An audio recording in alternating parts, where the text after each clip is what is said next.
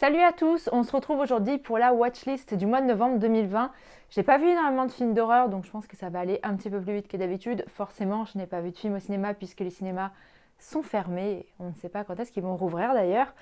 Pour commencer, j'ai regardé sur Netflix le film His House, qui est un film plutôt intéressant, qui va mêler horreur et drame social. En ce moment, je trouve que ça se fait énormément comme genre de film. C'est quelque chose que j'apprécie beaucoup. C'est un film qui va traiter d'un sujet de société actuel, concret et réaliste, et le mettre dans un cadre horrifique pour en faire ressortir toute l'angoisse, toute la peur que ça peut entraîner. Ici, on va suivre un couple de réfugiés sud-soudanais qui s'installent en Grande-Bretagne. On les installe dans une maison où ils sont accueillis.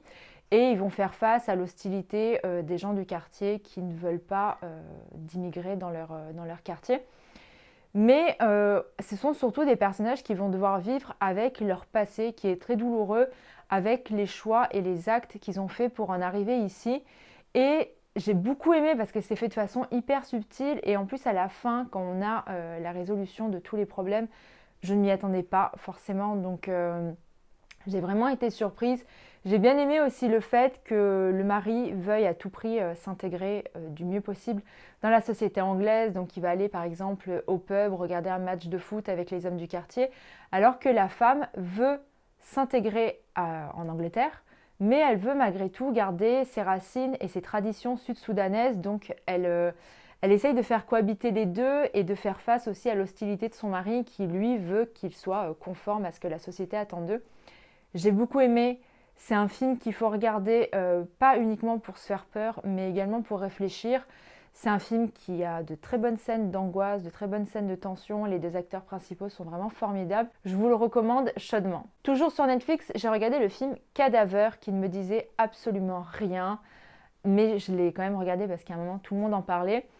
Et le problème de ce film-là, c'est qu'on sait dès le début où est-ce que le film va nous mener. Et à aucun moment on est surpris, tout simplement. Et je trouve ça vraiment dommage parce qu'il y a des fois où on se doute de ce qui va se passer dans un film et finalement le film arrive à nous prendre à revers et à nous emmener sur une toute autre direction. Sauf qu'ici, pas du tout, quoi. Tout est extrêmement prévisible. On suit donc une famille dans une époque post-apocalyptique. On comprend rapidement que les gens n'ont plus rien à manger, qu'ils n'ont plus d'argent, qu'ils sont vraiment très pauvres. Et en fait, une famille va être sélectionnée pour participer à une sorte de spectacle vivant dans une immense demeure. On va juste leur promettre un repas en échange d'assister à cette fameuse soirée. Forcément, ça se passe super mal. Le couple y va avec leur petite fille disparaît, donc ils vont passer tout le film à chercher leur gosse dans la maison. Et en fait, vous vous doutez très bien que dans un monde post-apocalyptique où plus personne n'a rien à manger et où vous êtes invité à passer une soirée pour dîner, on va vous le manger à un moment. Je sais pas, quoi. Moi, je trouvais que ça sentait le film de cannibale, mais à 10 km. Et effectivement, c'était bien ça. Sincèrement, j'ai rien de plus à dire sur ce film. Ça n'a rien à apporter en fait au film d'horreur. Il n'y a pas de scène de tension parce que tout est tellement prévisible avec ces parents qui passent leur temps à chercher leur gosse. Au bout d'un moment, c'est insupportable. Il n'y a aucune surprise, il n'y a aucune fulgurance, il n'y a rien. Sincèrement, je me suis vraiment ennuyée en le regardant. Donc celui-là, je ne vous le recommande pas. Toujours sur Netflix, j'ai regardé le film Nobody Sleeps in the Wood Tonight, que je n'ai pas spécialement aimé non plus. Alors déjà, je ne sais pas pourquoi, mais au vu de l'affiche et de la bande-annonce, je m'attendais à une comédie horrifique. Bon, en ce moment, je ne sais pas ce que j'ai, mais le nombre de fois où je m'attends à voir une comédie horrifique, alors que c'est pas du tout le cas, je ne sais pas ce que j'ai. Voilà, j'ai besoin de comédie horrifique, je pense. C'est un film polonais qui va mêler le slasher, le survival, le film de SF. Un petit peu tout ce qui se fait en ce moment est mélangé dans un sac et balancé dans le film. Sincèrement, je me suis vraiment ennuyée en regardant ce film. On suit une bande de jeunes qui vont dans un camp. Alors c'est un camp de vacances où ils sont censés se détoxifier de leur téléphone portable. En fait, voilà, donc c'est tous plus ou moins des geeks. Il y en a un, c'est genre un gros youtubeur gamer qui a des milliers et des milliers d'abonnés, etc., qui passe trop de temps sur son ordi, sur les réseaux sociaux, donc ses parents l'envoient là. Et en fait, il y a plusieurs groupes qui vont se former, qui vont partir faire de la randonnée, en fait, avec un moniteur. On va suivre un des groupes en particulier et ils vont se faire attaquer par une espèce de mec monstre tueur qui se balade dans les bois, qui vient tuer les jeunes. Même au niveau de l'inventivité des meurtres, c'est pas original du tout. C'est des scènes qu'on a déjà vues dans Vendredi 13, par exemple. Rien que la scène dans le sac de couchage, on l'a déjà vue dans Vendredi 13. Donc il y a sincèrement rien de nouveau dans ce film-là. Et la seule nouveauté qu'ils ont voulu apporter, c'est un élément de SF. Et sincèrement, moi j'ai trouvé que ça n'ajoutait aucune valeur au film. Ça ne m'a pas surprise. Je me suis pas dit, oh, waouh, quelle bonne idée, ni quoi que ce soit.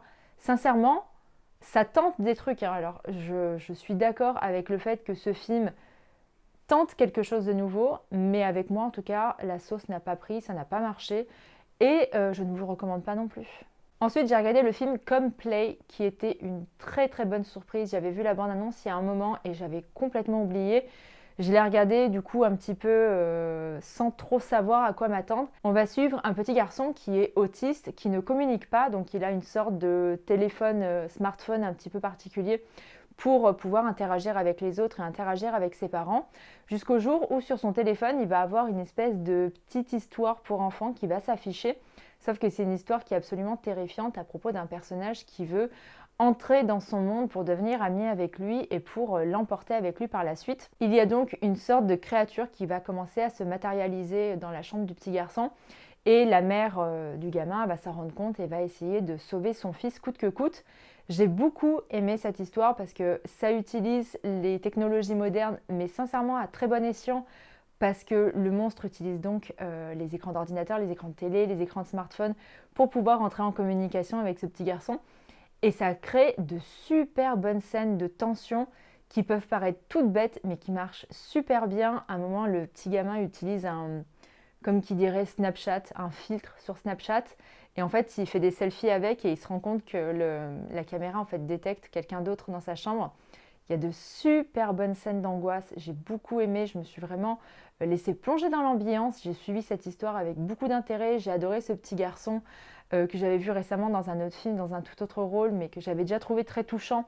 Et ici, j'ai beaucoup aimé voilà, ce personnage. Le personnage de la mère aussi est très intéressant. Elle est prête à tout pour son enfant, quitte à devoir faire le maximum. Voilà. Sincèrement, c'est une très bonne idée, c'est très bien mené, c'est très bien géré jusqu'à la fin et je me suis régalée de bout en bout, donc celui-là je vous le recommande vivement. Sur Netflix encore, j'ai regardé le film Happy Birthday que j'avais déjà vu lors de sa sortie, que j'ai revu parce qu'ils viennent de le mettre en fait sur Netflix, donc c'était la bonne occasion de le revoir. C'est une très bonne comédie horrifique qui fait super bien le job. J'adore ce film parce qu'on passe un super bon moment en le regardant tout simplement. Il y a des bonnes scènes d'horreur, il y a des bonnes scènes de meurtre, il y a des scènes où on rigole vraiment de bon cœur. Pour moi, c'est une vraie réussite ce film. Pourtant, à la base, quand je l'ai vu, j'en attendais pas grand-chose. Et finalement, j'ai été vraiment surprise, j'ai vraiment aimé. Le 2, je le trouve plutôt sympa aussi, mais je préfère quand même le premier. Pour l'histoire, on suit le personnage de Tree qui se réveille le jour de son anniversaire dans une chambre à l'université. C'est le jour de son anniversaire et elle va passer une journée plus ou moins normale jusqu'au moment où elle va se faire assassiner et qu'elle va se réveiller le lendemain, le jour de son anniversaire, qu'elle va se faire assassiner, qu'elle va se réveiller, etc. etc. C'est un petit peu un jour sans fin, version slasher. Et sincèrement, ce film est vraiment super cool parce que le personnage de Tree au début a du mal à se rendre compte que ce qu'elle vit est vrai. Voilà, elle se dit qu'elle hallucine, qu'elle a dû trop boire pendant la soirée précédente ou quelque chose comme ça. Au fur et à mesure, elle va se rendre compte de ce qui se passe pour de vrai. Elle va essayer de faire face à tout ça, à la situation. Elle va essayer de contrer ses futurs assassinats. Sincèrement, c'est super drôle, c'est très inventif. C'est réalisé par Christopher Landon qui a fait récemment le film Freaky, qui sortira en janvier au cinéma en France. Si vous n'avez pas vu Happy Birthday, je ne peux que vous le conseiller. Ensuite, j'ai regardé le film Run avec l'actrice Sarah Paulson, qui est une actrice que j'adore. Le sujet du film, c'est typiquement le genre de sujet que j'adore également. Donc pour moi, ça a été un super bon moment de film. On suit une jeune femme qui est malade, qui est handicapée, qui souffre de plusieurs pathologies. Elle vit seule avec sa mère et elle va bientôt rentrer à l'université. Sauf que le comportement de sa mère devient de plus en plus suspect par rapport à elle et elle commence à se demander si son état de santé est réel ou est-ce que c'est sa mère qui la manipule. Elle va donc devoir mener l'enquête pour savoir si sa mère la manipule ou pas et si elle la manipule, pourquoi elle la manipule. Vraiment, c'est le genre de film que j'adore, c'est le genre d'histoire que j'adore. J'ai passé un super bon moment en le regardant. C'est très angoissant, c'est assez flippant, il y a des bonnes scènes de tension, il y a un bon suspense aussi qui est maintenu jusqu'à la fin. Je trouve le film, dans l'ensemble, est quand même assez cohérent et assez réaliste parce que c'est le genre d'histoire qui malheureusement arrive de temps en temps. Les deux actrices principales sont vraiment excellentes. Ça tient plus du thriller que du film d'horreur, mais sincèrement, si vous avez l'occasion de le voir, regardez-le. Ensuite, sur la plateforme de VOD Outbuster, j'ai regardé le film Deathgasm, qui est un film néo-zélandais qui date de 2018, si je dis pas de bêtises. Il est vraiment beaucoup trop cool ce film, j'ai adoré. C'est le digne héritier des films de Peter Jackson à l'époque de Bad Taste ou de Brain Dead. C'est un film complètement loufoque, complètement gore, complètement what the fuck et sincèrement j'ai passé un super bon moment en le regardant. On va suivre un jeune qui est obligé d'aller vivre chez son oncle et chez sa tante, qui est un gros métalleux, voilà, qui a du mal à se faire des potes parce qu'il dénote vraiment beaucoup des autres élèves de son lycée. Malgré tout, il va se faire une nouvelle bande de potes. Ils vont monter un groupe de métal et ils vont faire la découverte d'une partition qui en réalité est diabolique et qui va donc invoquer des forces obscures. Le résumé est what the fuck et le film franchement l'est tout autant. Il y a des scènes de n'importe quoi tout au long du film, mais sincèrement c'est hyper drôle, c'est hyper gore, mais c'est très décomplexé. Voilà, ça fait vraiment penser à l'époque de Brain Dead avec des geysers et des geysers de sang qui partent dans tous les sens. À un moment, ils vont combattre une armée de démons avec à peu près tout ce qui leur tombe sous la main.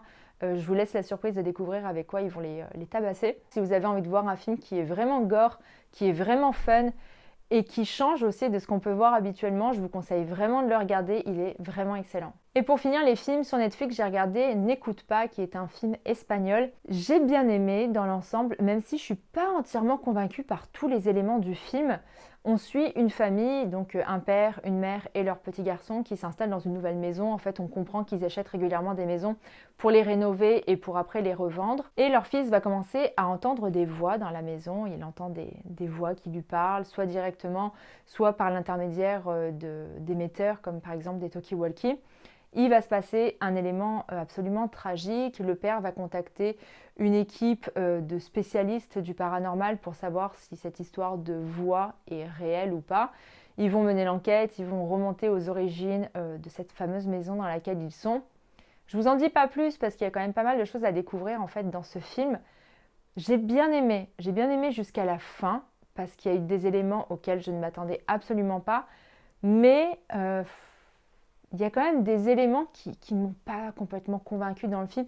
Je ne peux pas vous dire quoi, parce que sinon ça vous spoilerait complètement l'intrigue, et du coup c'est hyper dommage. Mais j'ai passé quand même un bon moment en le regardant. Voilà, c'était une bonne surprise. J'aime bien ce genre de film qui se passe dans une maison, quand il y a des phénomènes paranormaux, quand il y a une histoire avec un petit enfant, ce genre de choses. Donc sincèrement, si vous avez l'occasion de le voir, regardez-le. Pour ce qui est des séries, j'ai uniquement regardé la série Ils étaient 10 qui est réalisée par Pascal Laugier. Je vous en ai fait une vidéo entière qui lui est consacrée, donc je vous mettrai le lien en haut à droite. C'est une nouvelle adaptation du roman Ils étaient 10 d'Agatha Christie qui est fait voilà, à la sauce moderne avec plusieurs personnages qui vont se retrouver pris au piège sur une île déserte. Ils ont tous commis un crime, ils vont tous être punis pour ce fameux crime et on va devoir deviner qui est le tueur, pourquoi il les a emmenés là, pourquoi ils décident de les tuer, est-ce qu'ils ont un lien les uns avec les autres ou pas. C'est une bonne adaptation, il y a quand même quelques défauts, mais je ne vais pas revenir dessus encore une fois, donc je vous invite vraiment à aller regarder ma vidéo qui lui est consacrée. Et niveau lecture, j'ai lu le livre Le Cadran solaire de Shirley Jackson. J'avais lu assez récemment le livre La Maison hantée, qui était donc la source d'inspiration pour The Haunting of Hill House, et j'ai eu envie de lire d'autres romans de cette autrice. Sincèrement, j'ai beaucoup aimé, même si c'est très spécial. Je pense que c'est pas du tout le genre de lecture qui va plaire à tout le monde, parce qu'en fait, c'est comme pour le livre La Maison hantée finalement, si vous l'avez lu, c'est que c'est très obscur. On ne sait jamais si ce qu'on lit arrive vraiment aux personnages ou si c'est les personnages qui sont juste fous et qu'ils sont complètement en train d'imaginer ce qui se passe. J'aime beaucoup ce genre d'histoire qui nous laisse complètement dans le flou et en plus, comme pour La Maison hantée, on a l'impression que le livre se termine sur un milieu de phrase, quasiment, tellement ça nous laisse en suspens. Ici, on va suivre plusieurs personnes qui se réunissent dans une immense maison pour les funérailles en fait, du fils de la maîtresse de maison, quand un des personnages va dire qu'il a eu une vision du futur, lui annonçant que ça allait être bientôt l'apocalypse et que les gens qui résident dans cette maison allaient être les seuls survivants de l'apocalypse. Donc ils vont en fait passer tout leur temps à élaborer leur stratégie de survie, à faire des provisions pour le futur. C'est vraiment hyper bizarre comme histoire. Les personnages s'entendent absolument pas les uns avec les autres. On a l'impression qu'il n'y en a aucun d'eux qui s'apprécient. On se demande même comment ils vont cohabiter les uns avec les autres, si c'est réellement l'apocalypse et qu'ils vont réellement être les derniers survivants sur la Terre. C'est vraiment perché comme histoire. Je ne pourrais même pas vous en dire plus parce que c'est le genre de livre en fait qu'il faut lire pour se créer sa propre histoire dans sa tête en la lisant, en imaginant soi-même les lieux, en imaginant soi-même les personnages, en imaginant quelles sont leurs réelles pensées, si ce qu'on lit est vrai, si ce qu'on lit est faux. Sincèrement, si vous aimez le style de Shirley Jackson, si vous avez déjà eu l'occasion de lire La Maison Hantée, je vous invite à le lire. Alors il est super dur à trouver parce qu'il n'est plus édité en fait en français. La dernière édition qui existe, c'est celle que je vous mettrai en illustration, donc c'était chez Pocket Terror, donc c'est une édition qui date des années 90. Donc il est super dur à trouver, si vous avez l'occasion de le trouver, sincèrement, achetez-le et vous m'en direz des nouvelles, mais c'est vraiment pas une lecture que je recommanderais à tout le monde parce que c'est vraiment très obscur. Comme d'habitude, j'espère que cette vidéo vous aura plu. Si c'est le cas, n'hésitez pas à me laisser un pouce en l'air pour me le faire savoir et pour m'encourager. Dites-moi dans les commentaires s'il y a certains films que vous avez déjà vus ou que vous avez envie de découvrir. Si vous n'êtes pas encore abonné à la chaîne, c'est le moment de le faire et de cliquer sur la cloche pour activer les notifications et être prévenu à chaque nouvelle vidéo. En attendant, vous pouvez me retrouver sur tous les réseaux sociaux, Facebook, Twitter, Instagram, tous les liens sont dans la barre de description et je vous dis à bientôt pour une prochaine vidéo. Salut!